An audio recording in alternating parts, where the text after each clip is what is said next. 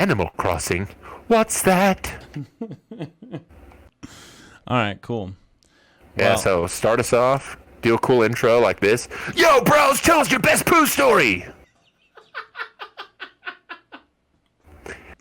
Leave a like and a comment about your best poo story. We'll check it out later. The best comment gets a free next subscription, free download of the next podcast.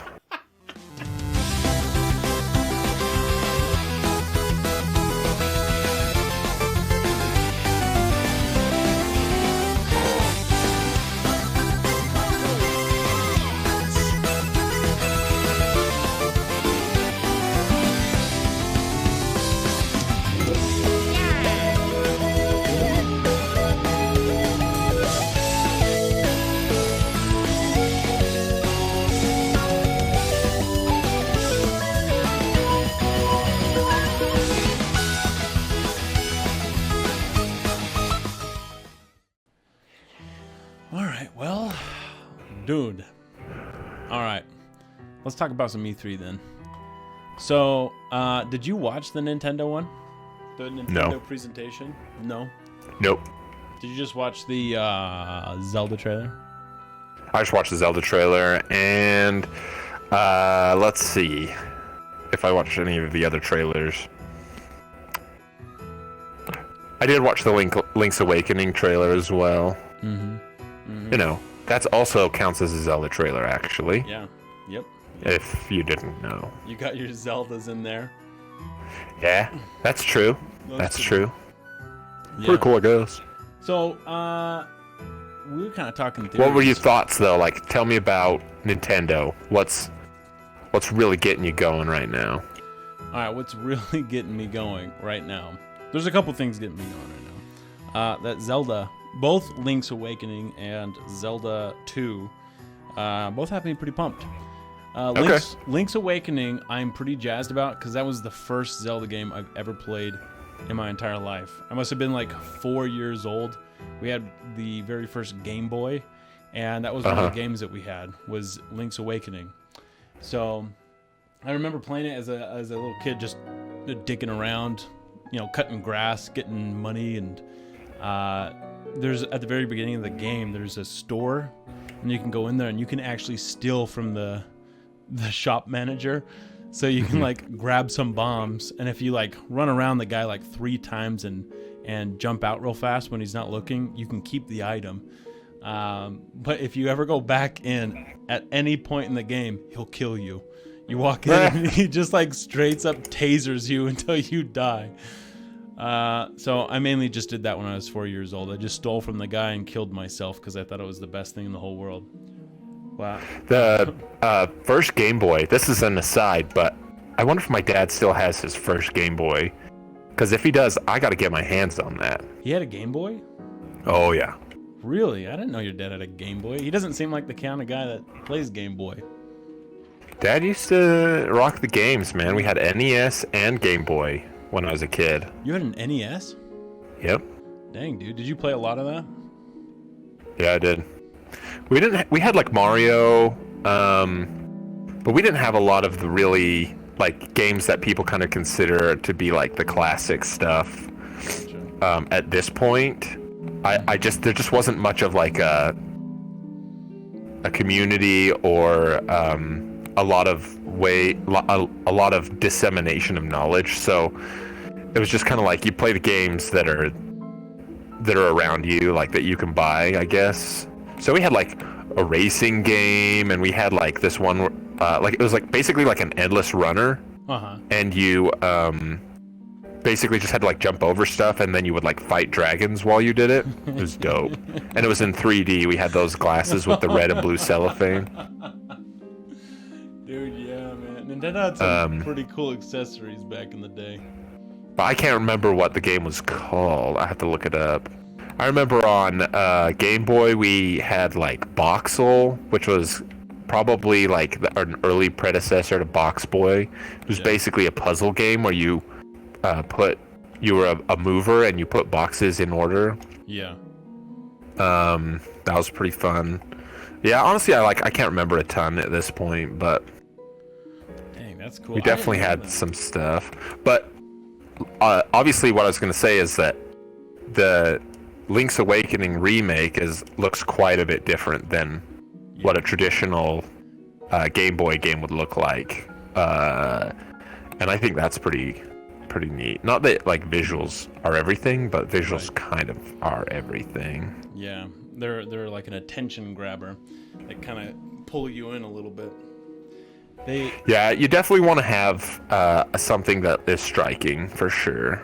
Yeah, I really like this visual because it's got that tilt shift effect on it, which I think is kind of cool. Makes everything a little bit more miniature. And I think there's a reason why they're going with this art style. And there's a spoiler at the end of the game. I don't want to give the spoiler, but there's kind of like an end twist to the whole story, and I think that has to play into why they're going with this art style specifically, like the reason why they're making it look the way it looks. Gotcha. With the tilt shift, make everything look kind of teeny. Yeah. And which just makes it even better, and something that you can kind of appreciate a little bit better. But I don't want to say it.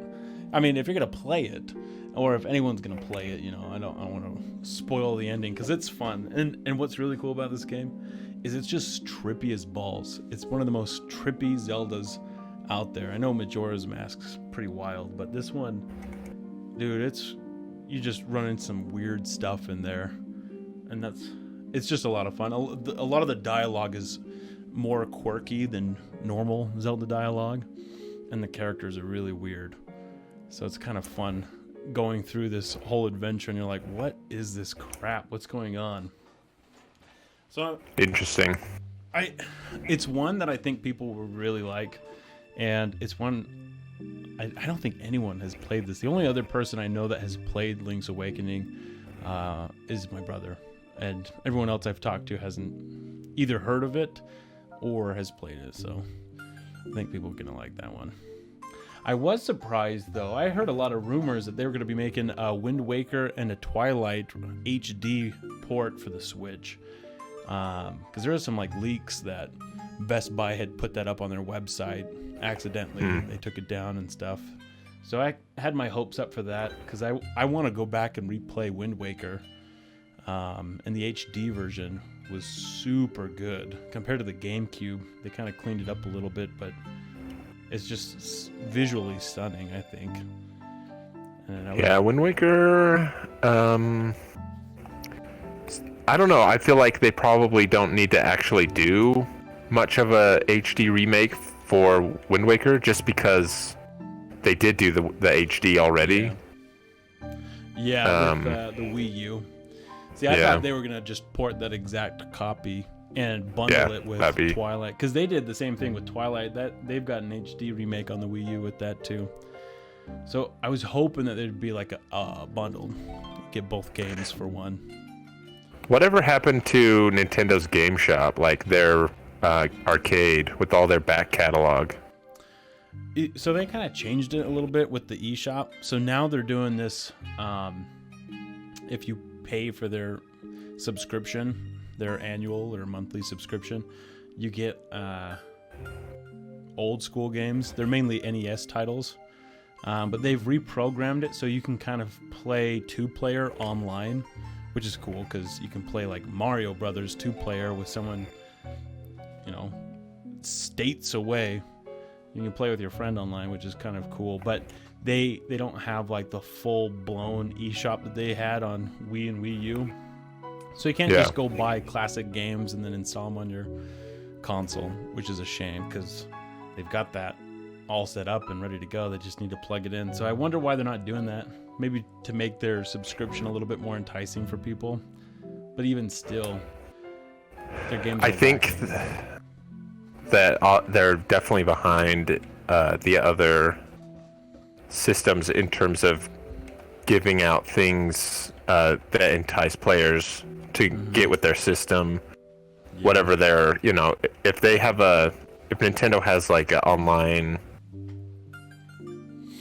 sort of thing and they're just giving away like NES games, cool or whatever, but it's like I bought a good number of eShop games on my Wii back in the day. Oh yeah. But like I can't access those anymore. Yeah. And that's a shame. And it's like if I wanted to have like a really dope library of Nintendo games, it's just not really an option. Yeah. And I don't know why they don't provide that service for people. Because people would eat it up. They would have a heyday with that. You could huge. Yeah. I bought the same games twice. I remember buying Link's Awakening on the Wii, and then like 5 or 6 years later buying it again on the Wii U, and then I was like, this is stupid. I already paid for this game. It's a digital copy. It should just be part of my library that I can install. So that one always bothered me, because then I thought, what's the point of buying these digital games when I won't be able to play them in the future unless I want to dust off the old Wii U, plug that bad boy in. So that always bothered me. They definitely are behind. I agree with you. They're behind on the whole eShop purchase library content, and they need to step up. They're behind on their whole online system, to be honest.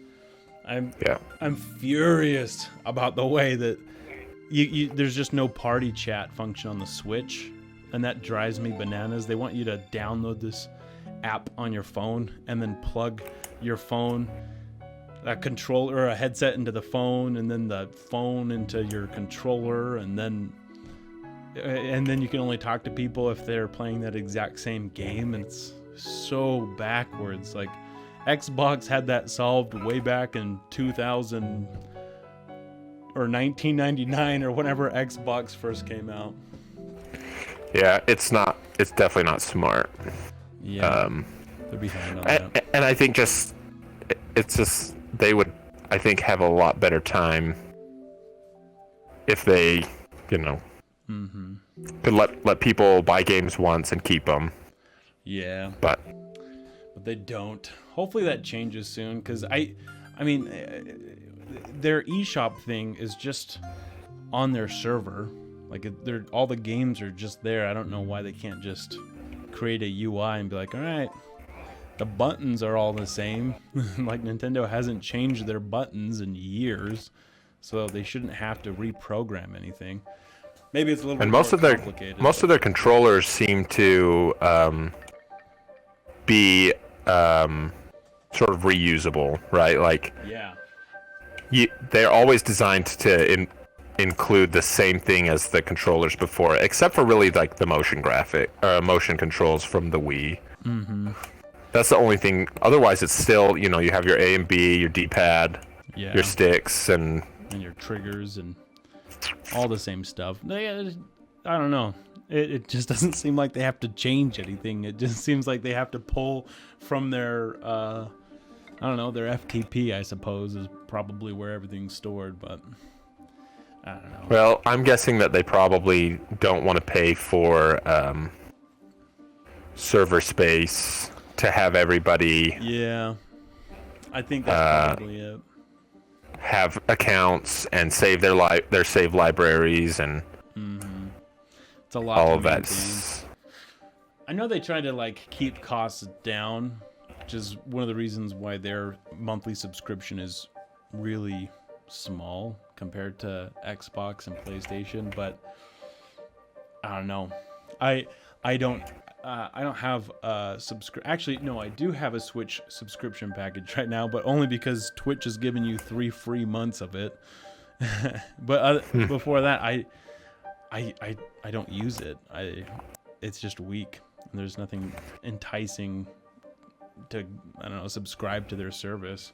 And their servers aren't great. You play Smash Brothers or Mario Kart, it's always slow or laggy. Is it? Yeah. It's gotten better. It definitely is way better, but compared to playing on PlayStation, oh man, there's just no compare. But too bad. Hopefully they freaking fix it, man. Come on, Nintendo. Fix it, man. But anyway, yeah, it looks pretty cool. I'm pumped that they're doing a Breath of the Wild sequel. And it's hard to believe that Breath of the Wild's been out for almost 2.5 years. So hopefully they can turn this around pretty soon. At the very end, they said it's now in development, and I wonder how long ago they started development on Zelda Breath of the Wild 2. So I would guess it's still probably pretty new in development, would be my guess. yeah, that's what my bet is. I read an article today that the reason why they're making a sequel is that the team just had so many ideas for DLC packages, but they didn't want to just have a bunch of DLC to buy, so they just decided to make a whole new game with all of those ideas and content things that they wanted to include with Breath of the Wild, so they just decided to make a sequel. So it's cool. It's a good way. I'm curious, like, are they going to use the same map? Is it going to be the same Breath of the Wild world? Like, are we going to be familiar with all the towns that we've visited prior to this game?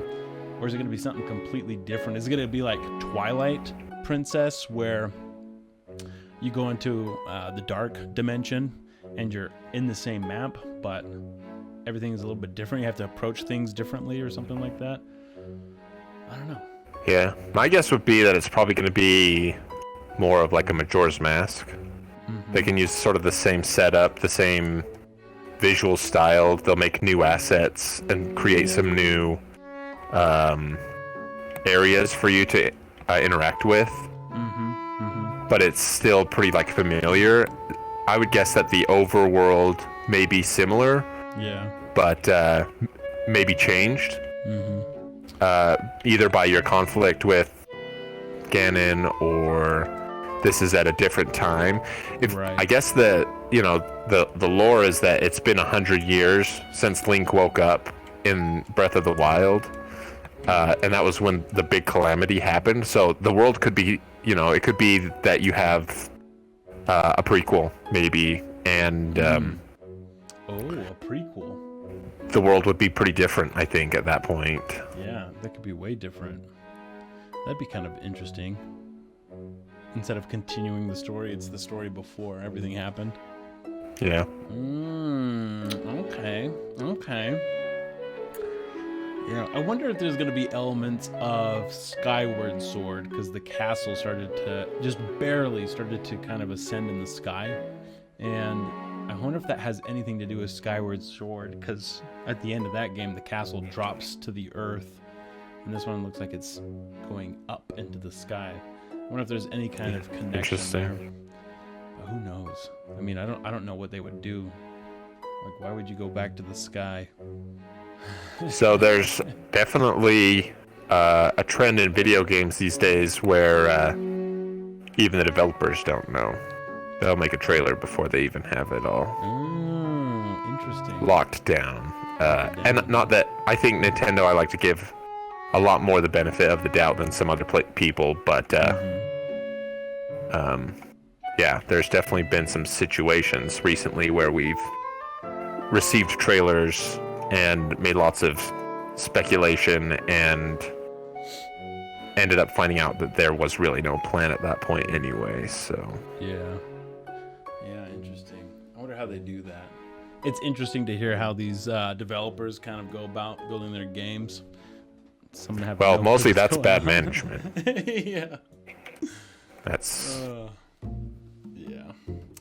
I was listening to those interviews that Nintendo rolled out with shortly after the release of Breath of the Wild, and a lot of them, they said that they would build the game for a couple of weeks. I can't remember what their time frame is. It was like 3 weeks or something, and then they would spend 1 week playing the game so everyone could play it and experience it, and then throw in feedback and suggestions and what they liked and disliked, and then they could kind of fix that and kind of help shape their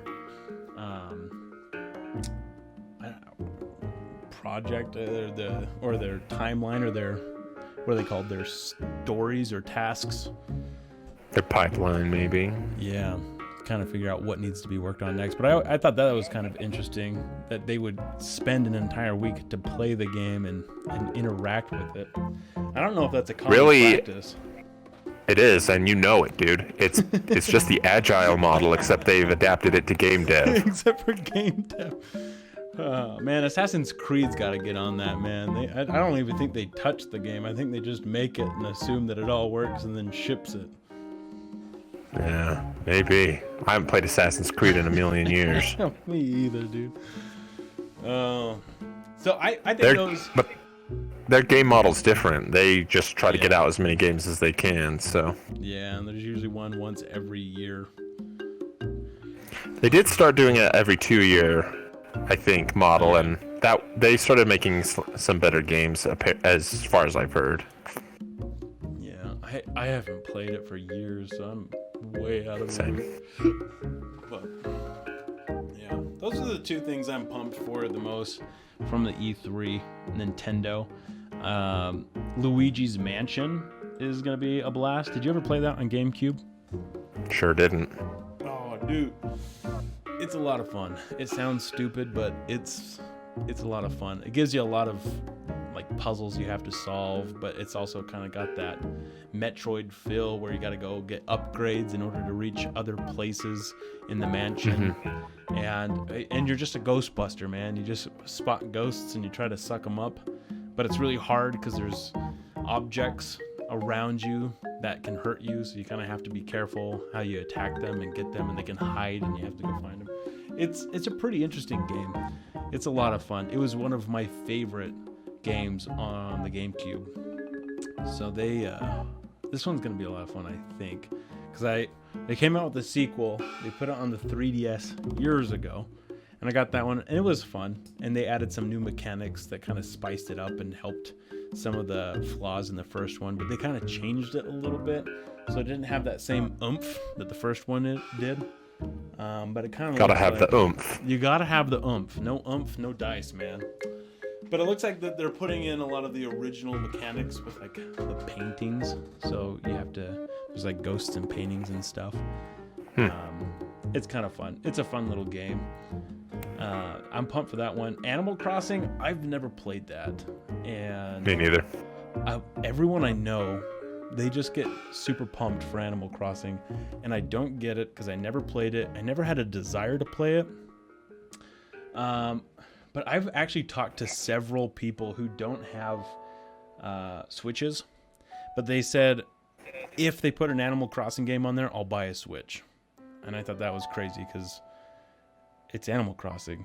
It's not like a Zelda or a Metroid game. It's Animal Crossing, but I've heard multiple people say that same thing. So I think I'm going to try this one. It sounds like that is people's Zelda or Metroid. Yeah, it's true. It is their Zelda Metroid. So it looks kind of interesting. I like those casual games where you can kind of build stuff and make something out of nothing. Those are kind Nothing of burgers. Nothing.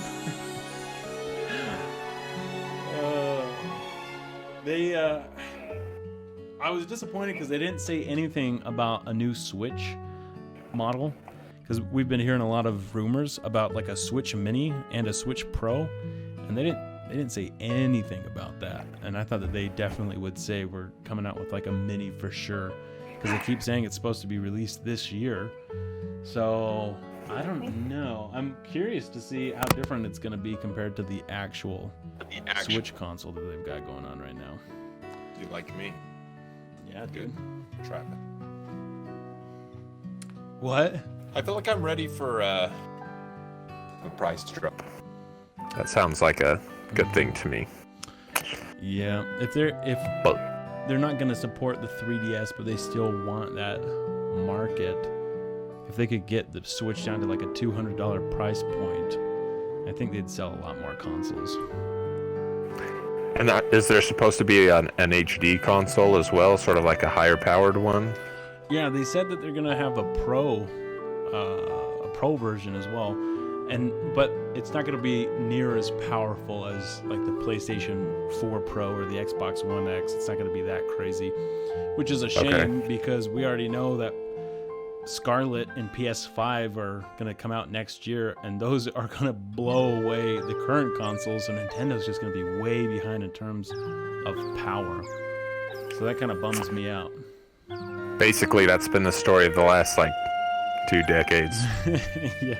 They've never really been big on making a powerful console, and I understand why. The Game Boy going back to the Game Boy, Game Boy and the Sega Genesis were out at the same time, and the Game Boy was significantly cheaper than the Genesis. The Genesis came in color and had like Sonic, which was the cooler version of Mario. Mario was for children at that point. It's all about Sonic. But Nintendo was able to turn around cheaper consoles because they used cheaper components for their Game Boy because they wrote their code all in assembly, which is just like, it doesn't have to go through the bus and compile down into binary. It's like one step less, so it just runs faster with cheaper components. So they've always been like, they push themselves to write better code so that they don't have to buy more expensive processing power so they can keep prices down. But I don't know, man. I would really like a Switch Pro that had the same power as a PlayStation Pro. That would be dope. Yeah, I just think that's not going to be there. Yeah, I don't think it's I think a big part of that is that, like, having games that are supported with that kind of technology. Not that Nintendo can't make good games, which isn't what I'm saying. right. And tons of games for the more powerful consoles are crap, but just that, like, their focus is, they always say their focus is on gameplay. They always say that they want to be able to provide, like, the best gaming experience for the value, for the most number of players, and a cheaper console is better for that, I guess. Yeah, I think times have changed, and it's time Nintendo changes too. Because we got, I would tough love, words, man. Tough words. I love the content Nintendo pushes out. They've got some great games, but Overwatch, I would love if Overwatch was on the Switch. And Dauntless is supposed to come on the Switch too. Like these really big, heavy games, but they can't run that well on them. I mean, Fortnite's on the Switch, but man, if you put it side by side to any other console, it just looks like garbage. But you want that high-powered system so that you can get these big, graphically challenging games to play on the Switch. I don't know how that would work in terms of, like, mobility. Like, how much would a freaking super-powered Switch Pro be to be able to play those kind of games on the go? I don't know. Yeah, cost, I think, is a big factor for Nintendo. But I do think that there is a market. I think if they spun out like a Switch Pro for $600, I think people would buy it. They just might make one. They might. But who knows? Only knows? Nintendo knows. Only. So Microsoft, what did you think about the Microsoft presentation? Oh, it was cool. I'm glad to see that they're still kind of going with a home console market over kind of the Google pass at things. Not that I'm against cloud gaming. I think that will definitely be sort of the direction that people end up going. Yeah. In the long run. Mm-hmm. But I feel like there's just still a lot of hurdles that they're going to have to overcome. Mm-hmm. And I like kind of having the exclusivity of having my own console with my games on it that I bought. I don't know. It's definitely sort of like a traditionalist sort of perspective, but I think that they promised that it would be something like 400 times. Excuse me, did I say 400? I meant 40 times more power. Is it 4 million times more powerful than the current Xbox? Yeah. Is that what he said? 40 million is what it is. Yes. I will buy that In 8K. when I become a millionaire. Gaming for millionaires. Exactly. Yeah. What do you think? I'm I'm pretty excited. So I feel the same way. I love buying a console. There's just something about going and picking one up, and it's just new. I'm that way. I feel the same way about buying games. I love the convenience of buying them digitally, and they're just there on the console. But to me, there's just something about buying the box and getting the cartridge or the disc and plugging it in. I love that. It's not convenient by any means, but there's just something special about it, I think. So I kind of feel the same way. So Scarlet and PS5, I think, are going to bring something interesting to the table, because you'll be able to get that traditional gaming feel, but oh man, they're pretty much advertising no load time.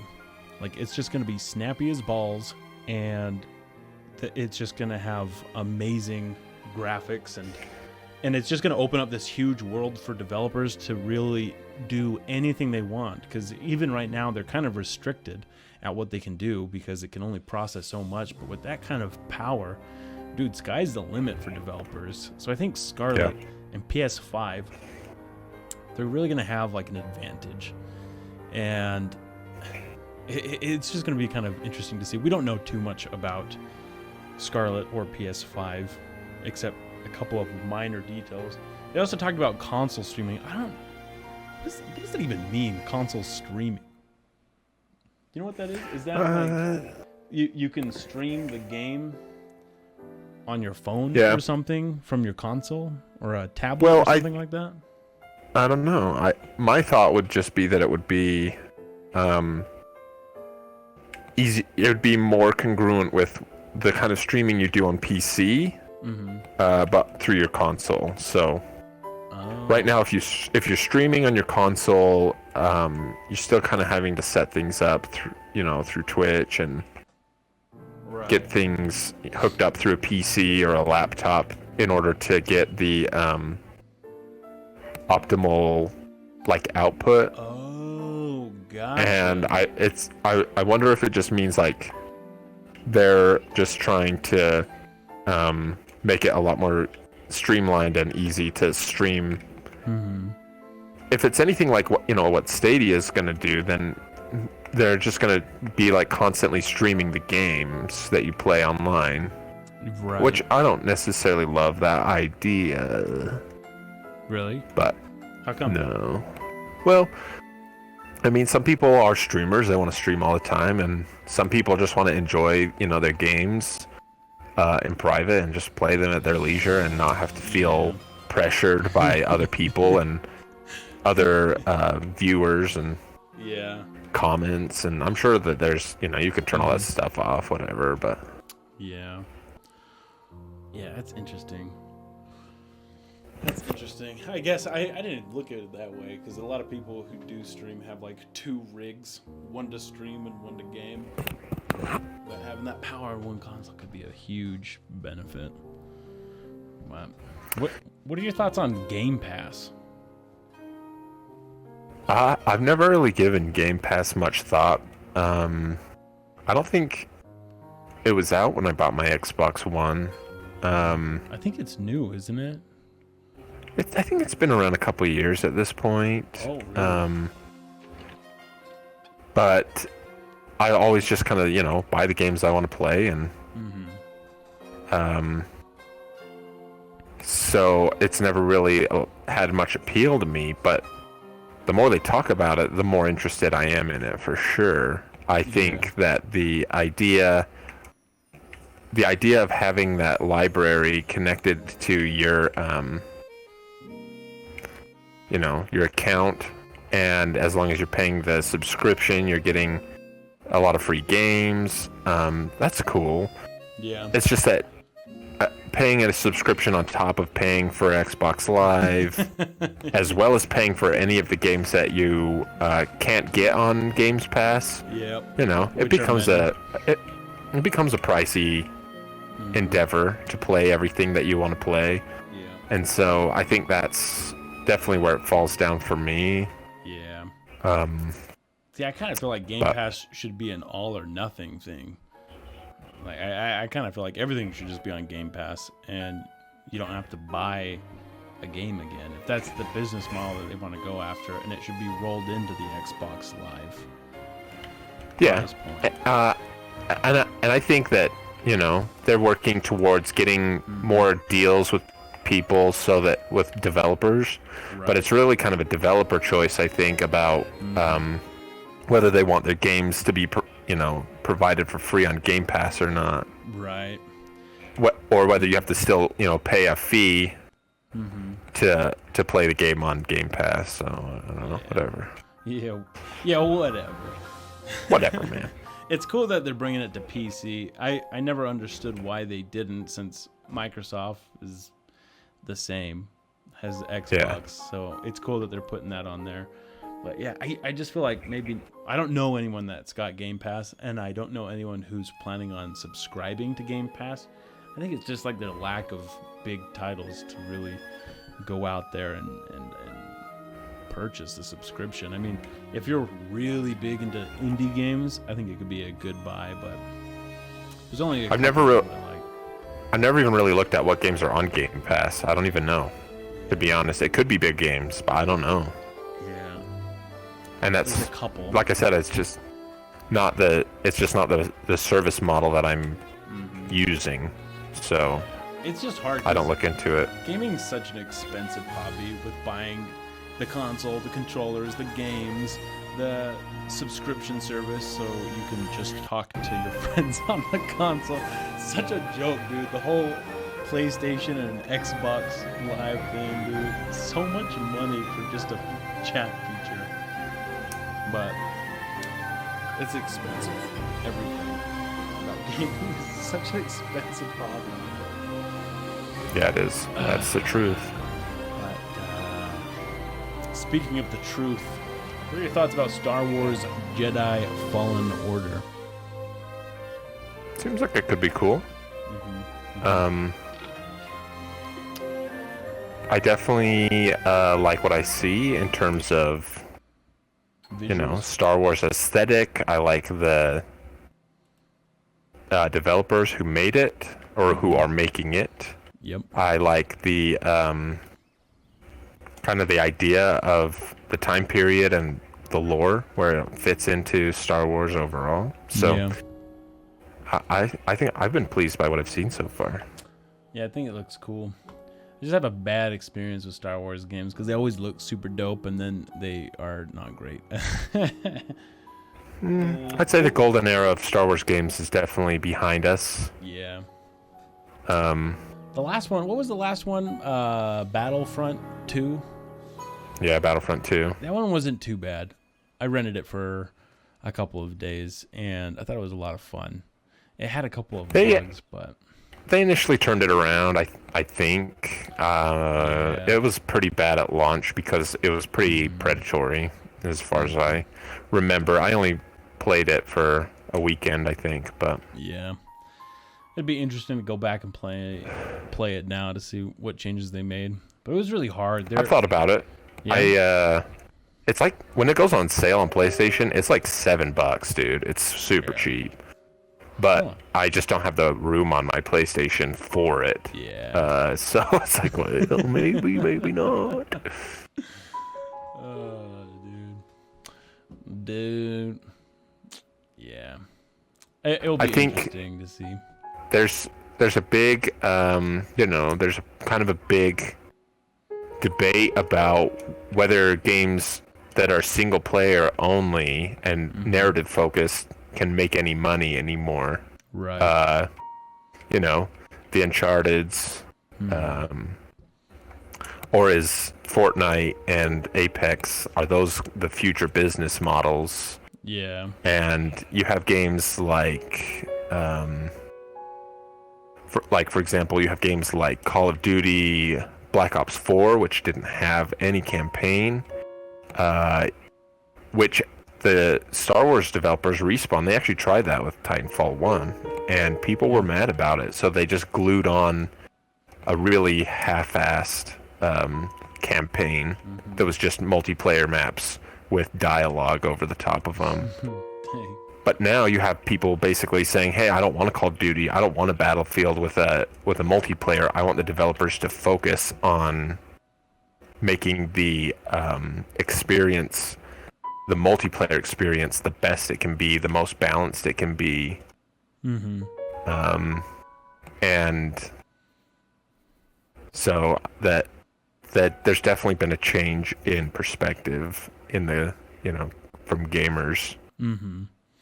So Yeah, there is. I wonder how long everyone's going to be crazed about Battle Royale. Because it just seems like everybody wants Battle Royale in everything that they do now. hold on, are people still crazed about it? It wore me out, pretty quickly, I would say. Yeah. And to be fair, there are some reasons for that. Mm-hmm. Not to the least of which is that I'm bad at it. But I have Battlefield 5 and I've never touched their Battle Royale mode at all. I've never been interested in going back to Black Ops 4 and playing that Blackout mode. Yeah. I've even Are you paying? Are you? Are you still playing Apex? hit me. No. That's what I was gonna say is I've debated removing it from my PlayStation because I never play it. Yeah. See, I was debating the same thing because it was really good for like 2 weeks, 3 weeks even. It was kind of fun to get in there, but yeah, I don't know. It just that whole I died, I got to start all over, and you wait like 10 minutes to get into the next round only to die instantly. It's hard. Mm-hmm. It's a hard business model or game model to go after, I think. I think Battle Royale is a phase, and I think it's starting to come to a close, hopefully. Well, we'll see. I mean, most game trends are a phase, and come and go. they'll end. And that's fine. I don't think that means that Battle Royale's the worst phase, or Yeah. it's what people want to do right now with their gaming experience, and it's not for me. Yeah, I hear yous. Well, what are your thoughts about Sony not showing up to E3? Are you butthurt about it? Are you cool with it? I think it would have been good for them to show off their PlayStation 5 a little more. So do I. It also just kind of feels less. I think Xbox boss was saying that E3 is just not as quality as it can be when PlayStation's not there. Yeah. You need to kind of have that healthy competition. Puts a little bit more When they're meat. not there, there's not as much competition. It feels more. But I think they kind of meant to do that, kind of defang some of the big announcements. Yeah. So I would have wished they would be there, but I know that there's lots of politics and all sorts of crappy game stuff that goes into that kind of thing. Do you think that they're holding out until they've kind of got way more to show in terms of content and PlayStation 5? You think maybe later My this understanding is that that's possible. I do think that a lot of their promises from last year were never fulfilled in this year. And so I think that gamers in general are kind of willing to allow that to happen as long as their products are good. Yeah. But if all they do is continually say, "Hey, we've got a lot of cool titles coming for you next year," then eventually that kind of diminishes their credibility. And if they have a big new system coming out, they want to not diminish their credibility as much as possible. Yeah. I think you're right. They did show just a little bit of the PlayStation 5, their dev kit, a couple weeks before E3, which was kind of cool. But they didn't show what it looked like. They didn't show much. The only thing that they really demonstrated, and I don't even think this was supposed to be an official video. I think someone was just there and they recorded it on their phone. But they showed like a PlayStation 4 Pro and a PS5 dev kit up against each other running Spider-Man. And Spider-Man. And but it showed like just how fast it was. It was super snappy. Like there was hardly a load screen. It just, you went right into the game, and I was like, dang, dude, that is nuts. But you know, Scarlett's doing the same thing, where it's just like instant load time. So they're putting some serious hardware in these machines. But I wonder, you know, what else are they going to do with the PlayStation 5 besides making it super fast? But maybe super we'll fast, super fresh. Super fast, super fresh. What do you think about Kojima's Death Stranding? That game looks weird. Looks weird as balls. I'm kind of interested in what that's all about. You got babies and ghosts. So, you played any Kojima games? I've played just a little bit of Metal Gear. Just a little smidge, but not a ton of Kojima. Well, that's kind of his bread and butter, is to give you a lot of weirdness. I'm a fan. Played a lot of his titles, and enjoy most of them for the most part. There's some misses. Yeah. But I think the game looks interesting. I feel like the more we see of it, the less mystery there is kind of surrounding it, which is kind of the case with any marketed material. Yeah. I feel like with Metal Gear Solid 4 and with 5, a lot of his sort of ideas, which is, he's an ideas guy. Yeah. And a lot of his ideas, I feel like they didn't quite land for me in those games. And it's not that the games are bad necessarily, but it definitely diminishes the overall strength in that kind of situation. And so seeing more of Death Stranding kind of makes me feel like that he's got some big ideas of things that he's trying to tackle. Right. And if he can nail it, then that's great. That'll be awesome.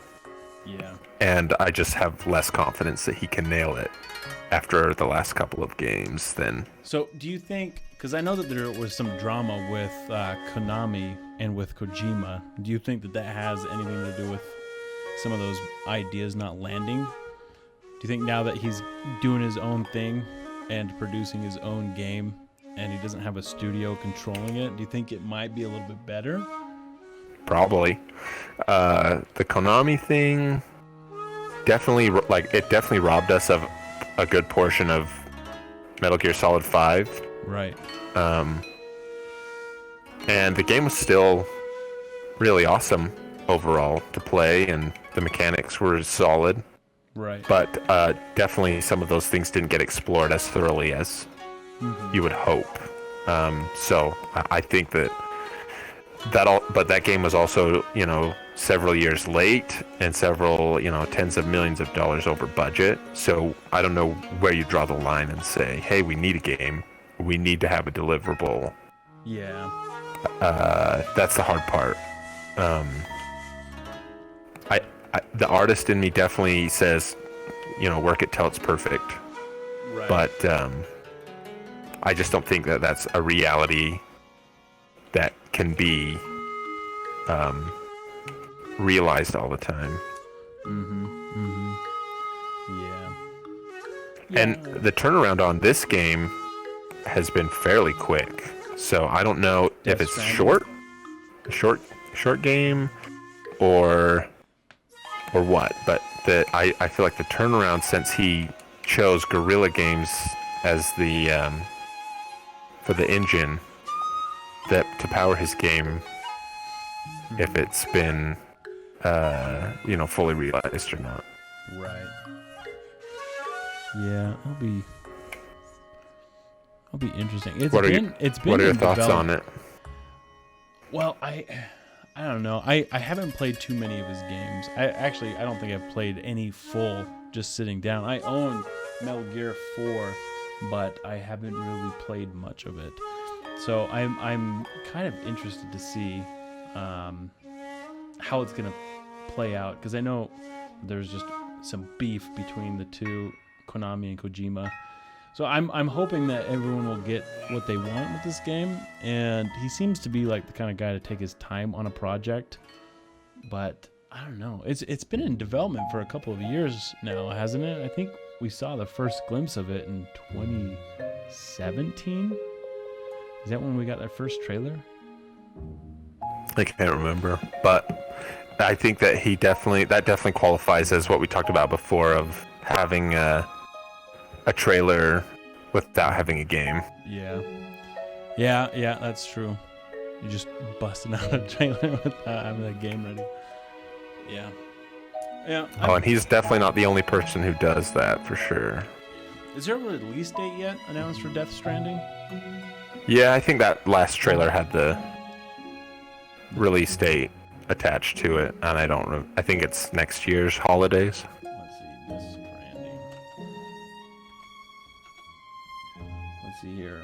November 8th this year. So in a couple months. Interesting. Yeah. That'll be interesting to see. I am curious to play this one. I would like to get through a Metal Gear game and kind of get a little bit more familiar with his type of games before I get into it, because I think that might give me a little bit more background to appreciate the game. But we'll see. His type of game. His type of game.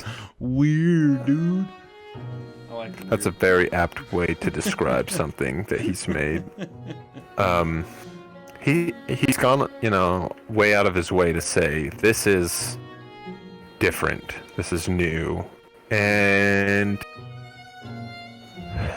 I'm not saying that you can't challenge the conventions and make things new and different. Yeah. But I definitely think the more avant-garde you get with things, the more likely you are to run into problems, or at least things that become kind of less appealing. Right. You'll end up just having more and more people because they're just too out there in terms of gameplay or Yeah.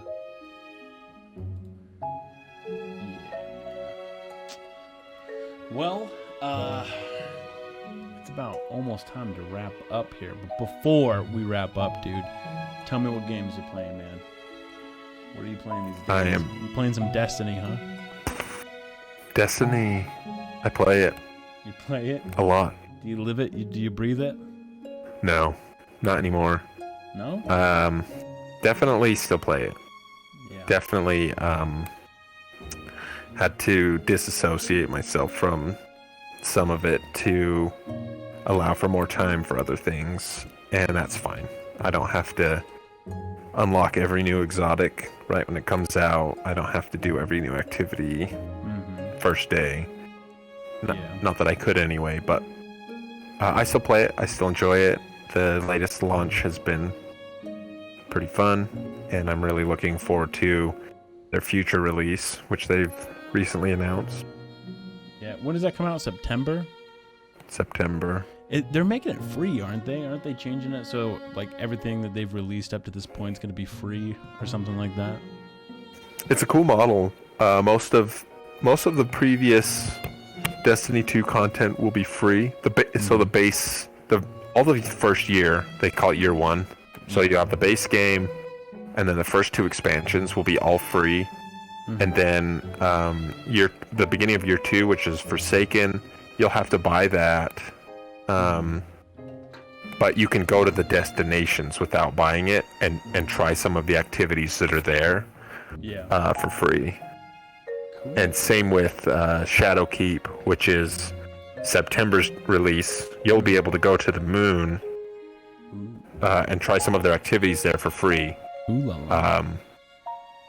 And they're doing that in association with their cross save.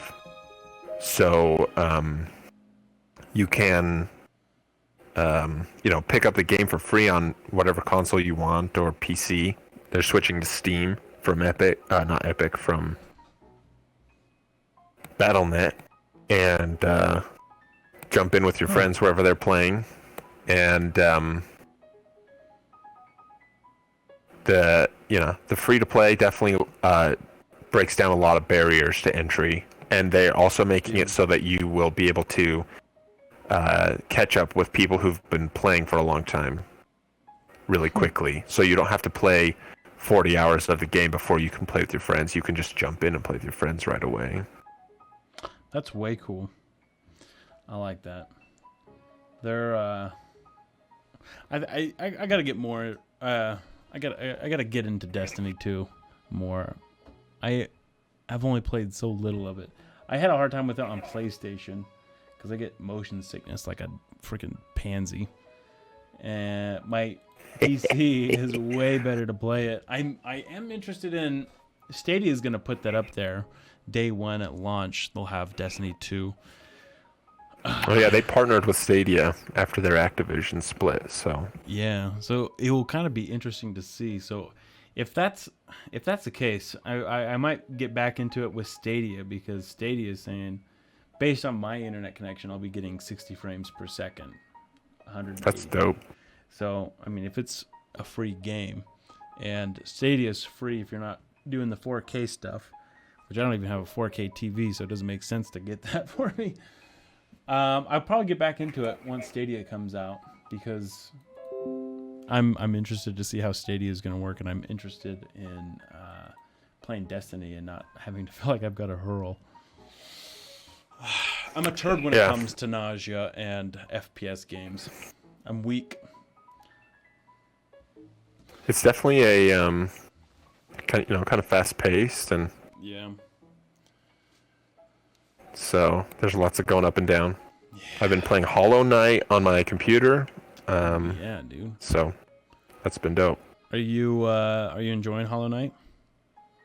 It's extremely good, and that's pretty much cliche. Most people will say that. Yeah, I don't think I've heard one person say Hollow Knight sucked, dude. Don't play that game. It's pretty good. Everyone. I've got it on my Switch and I played it and I've enjoyed it. And the sequel, they announced that at E3 as well. What do you think about that? Are you gonna play some Silk Song? Definitely will. Dude, hell yeah. Definitely will. I've been playing this cool game. I just bought it maybe a week ago, called Shakedown Hawaii. And it's a pretty funny game. I got it on the Switch. It's an indie game. It's only like $20, but it's like a 16-bit sprite artwork, over-the-top view, and it's kind of like Grand Theft Auto. It's like a humorous Grand Theft Auto, and you're just this fat guy who lives in Hawaii, and you just want to be rich, and so you just start up all of these crazy, whacked-out, shady businesses to make a lot of money, and you're like running down people and shooting them and destroying things, and it's a lot of fun, dude. The dialogue is hilarious in this game. You read it and it's just so funny, and the characters look wild. That's funny. It's one of the funnest games I've played all year, hands down. So I'm glad I made that purchase. I just beat it too, I think 2 days ago, but I'm just going through, kind of finishing up all the little side quests that they have. That's been a lot of fun. That's quick, dude. Yeah, it's not too long of a game. I think I've been in it for about 6 hours, and I beat it. Oh, nice. So that one's good. I did start Celeste, and that's been a lot of fun. A lot of people have highly recommended Celeste, and it went on sale for their like summer sale, so I bought it, and I just started it, and so far I like it a lot. I like the little puzzles that they have, and kind of taking each frame as its own puzzle that you have to solve is kind of a genius way to go about a platformer that way. Yeah, it's different to play a game that's just all, there's not combat. You're just kind of Yeah. player versus environment. Mm-hmm. It's pretty cool. It's different. Yeah, it's really different, and it's that beautiful. I'm a sucker for like 16-bit and 8-bit artwork. I love that stuff. Dude, you like it retro. Dude, I love it retro, dude. That's what I've heard. But I heard you're the retro boy. retro boy. I'm playing Dauntless, and not a retro game. Dauntless is a lot of fun. It's Epic's take on Monster Hunter, and that's been a lot of fun. I've been trying to play more on my PC, so I downloaded that on my PlayStation or on my PC and started playing that, and it's a lot of fun. It's still kind of new, and it's a little slow, so that's my only beef with it. But it's been pretty fun. I've had a good time with Dauntless. Does it have good dances? Dude, it's got none dances. It's got some emotes. No dances. Wow. Okay, I guess. Can you believe Epic is not putting dances in Dauntless? I guess. Whatever, Epic. We didn't like dances anyway. Cool. Well, so that's good stuff, man. So before we close out, I'm just going to kind of talk about and introduce the book club, which is really more about a game club, the game club. But we're going to be playing some retro classics. And this week we're going to be playing a Link to the Past on the Super Nintendo. So play it this week, and let's talk about it. And we'll kind of see. Yo, dog. Let's you dissect. have a Super Nintendo? Because I don't. Dude. Just kidding. Dude. You don't have a Super Nintendo? No. No. So, yeah, get your hands on a Super Nintendo. And, dude, play some A Link to the Past, Super Nintendo. I'm not going to say... Links to the Past.